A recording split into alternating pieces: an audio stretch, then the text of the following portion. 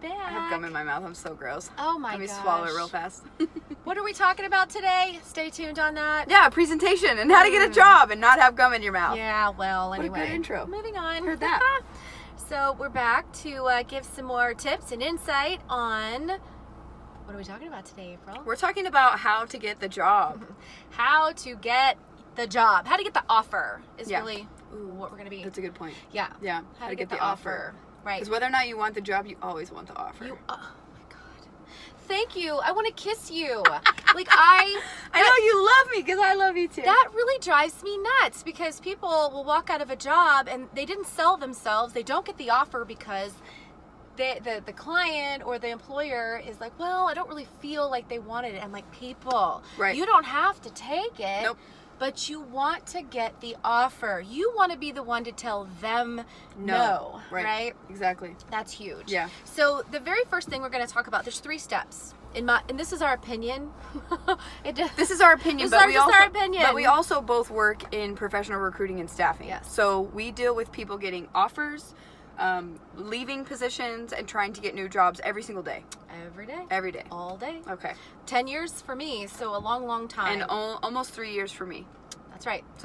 So 3 steps to getting the job. The first one is clearly your resume. Your resume, and that is combined with your LinkedIn profile. for sure. If you don't have a LinkedIn profile, and I understand some people are they're against social media or they're just against putting their personal, stuff out there.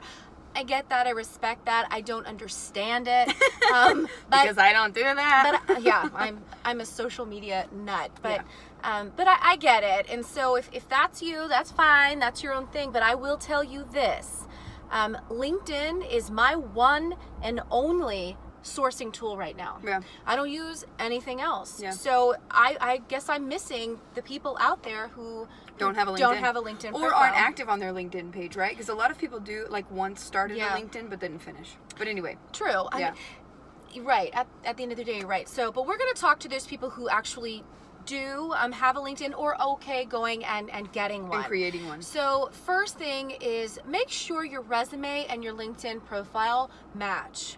If there's any discrepancy, you really can be precluded entirely from the position because they're just going to think there's some dishonesty or just some lack of credibility or just attention to detail. Make sure that they match. The other thing is remember what the purpose of that resume is. It is to get you an interview. Yeah. That's the purpose, right? It's not to get you a job. You are going to get yourself a job. The purpose of the resume is to get you an interview, to get you in front of them so that you can sell yourself. So if you are of the mindset that I can sell myself, I don't need to put all my stuff on this resume, I just need to get in front of them, well, you're not going to get in front of them. Right. So you've got to position yourself on paper to be attractive and to be relevant. So there's 2 ways to do that. 1, tailor your resume in truth. Like, don't add things that you don't know how to do.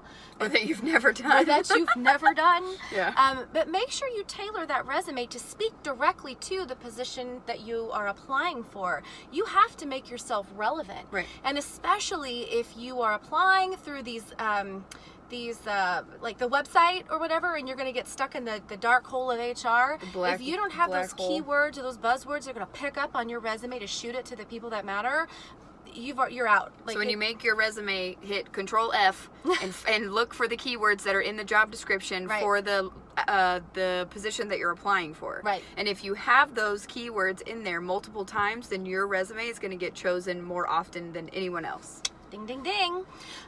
The other thing that I think is incredibly important, I think sometimes the resumes are a little too vague or a little too light on the experience. And I'm not saying have a 5-page resume. Don't do that. But especially with the last 2 positions that you've had, you really want to speak to your ability and what you've done, your skill set. So if you don't really know if your resume is beefy enough or you don't feel like it has enough stuff in it, go to Indeed. Let's just say, I don't know, I place accounting and finance. Let's just stick with that lane for right now for this purpose. Let's say you're a senior accountant.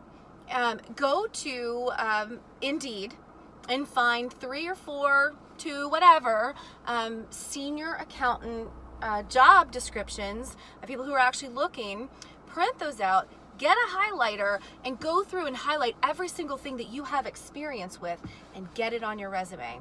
I think a lot of times we take for granted what we do, that it's going to be a relevant or transferable skill or something that somebody even wants to hear about. Yeah, or we assume that, you know, if you put the title senior accountant on your resume, then your hiring manager is going to know exactly what you're talking about. They have no idea. They want to know specifics and they want to know your accomplishments. So, yeah, you are a senior accountant, but what does that mean to you? What does that mean to you in that role? You need to describe what that meant to you and what your job requirements or your job duties were, your responsibilities in that job. But on that note, if you are in a certain lane, let's say financial services or oil and gas or even manufacturing, unless you want to stay there, right, then that's fine.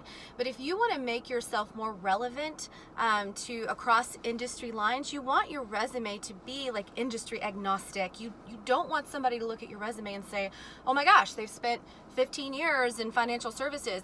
You need to speak in very broad terms so that you appeal to multiple industries. Right, so transferable skills. Exactly. Cool. So second thing. Okay. Presentation.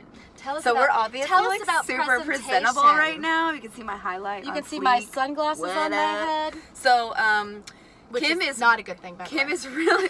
Don't ever do that in an interview. Don't you bring your damn sunglasses in. Leave them in your car. But you can do it in the car. But leave them here.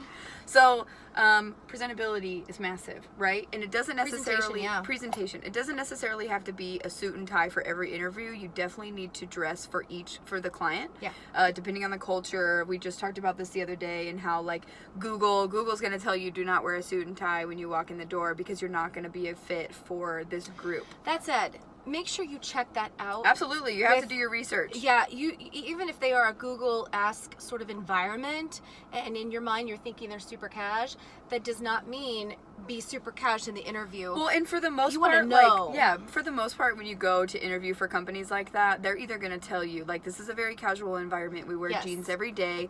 We don't expect you to wear a suit to the interview, but we do expect that you wear slacks and a button down, or